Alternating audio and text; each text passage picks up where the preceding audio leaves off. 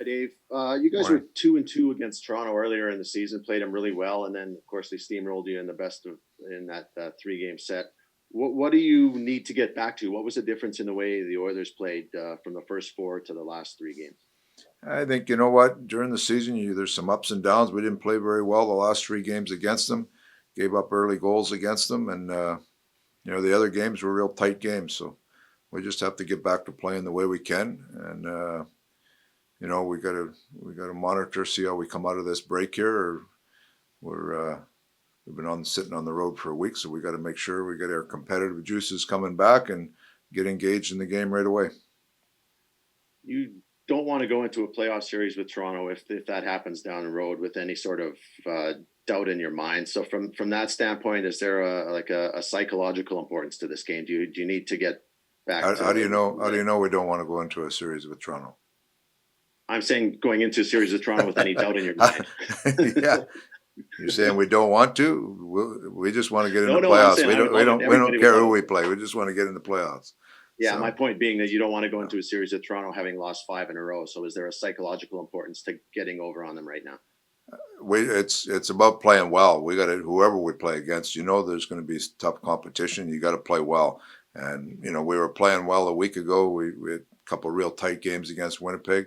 We want to make sure we're coming back playing the same way. And Toronto's got a good team without a doubt. But we got to come in and play our game and see how it goes. Ryan Stroud, TSN. Dave, I know it was a frustrating stretch of games, and McDavid and Draisaitl were facing all kinds of questions every day about not putting up points, which will happen when they don't. But what did you sense from those two guys that have that spotlight on them in the weeks that followed? Because the points certainly came, and it seems like they responded to that having happened. I think the sense is they know what they're doing game in, game out. We know what we're doing chances. They didn't capitalize. It was much more made out of the media than it was for them. Simple as that. You guys make way more out of it than they do. They show up and play every day. Some days they get results, and some days it's not the results you want. So they're back at it. We got to get back and playing. We're more worried about getting ourselves back and playing from this week. On those two, I know for the bulk of that series that they didn't play together. I know you had them together. I think at practice today is what I saw.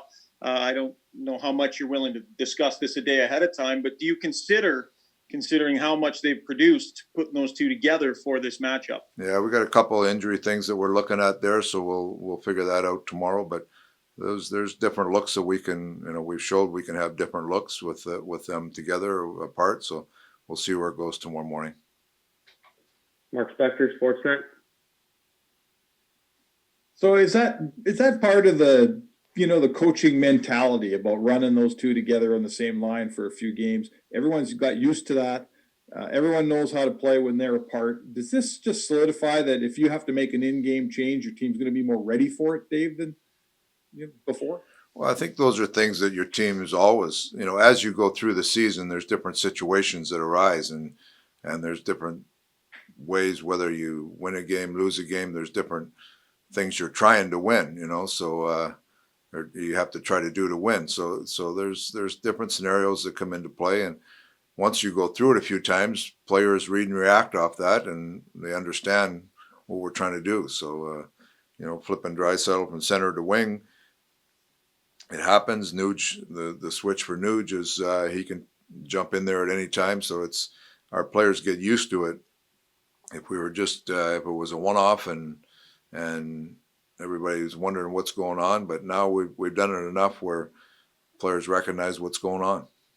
Now you've got a bunch of players who haven't played a game for a while. I know you struggle, Dave, with your taxi squad. Like, you got guys that haven't played and you want them to play. You got two goalies you're trying to play. Now everybody's really well rested. Is that at all factor into your lineup thinking for the next two games? No, you just there's lots of, you gotta make sure your players that you're picking to play are up and ready to go, and the other guys, if they're not in the lineup, they got to be ready too. And it's everybody has to be a little patient here, and especially when you go into a week, you think you got 4 games in a week, and now you got basically you're gonna have one. So those are things you just have to deal with. This coaching decisions you have to deal with, and players have to deal with. We can only play so many a night, so it's all things that are talked about, and there's things you have to read and react and just deal with them the best you can. Jim Matheson, Post Media. A couple of things, Dave. Can you comment on Oscar Clefbaum's surgery yesterday and how it went and what the prognosis is? I haven't heard prognosis. I heard everything went very well and in good spirits. So we'll just kind of monitor as it goes on here. It's going to be, I think there's a lengthy rehab that goes with it. So, as that goes on, you'll probably get some updates as he moves forward. And in terms of your power play net front guy, you tend to trot out Chase on, with the first unit. But how are you monitoring also getting Puljujärvi involved in terms of maybe getting Jesse involved with the first unit, or is he always just going to be on the second unit for now? No, he's got more involved the last few games. You've seen that. Like we had Chase on and Neil kind of taking separate stuff, and Jesse's stepped into that role with Neil not in the lineup. So Jesse's getting some minutes. Yesterday we practiced a little bit. Jesse got some minutes on that top unit, so that'll continue to go that way. How are they different?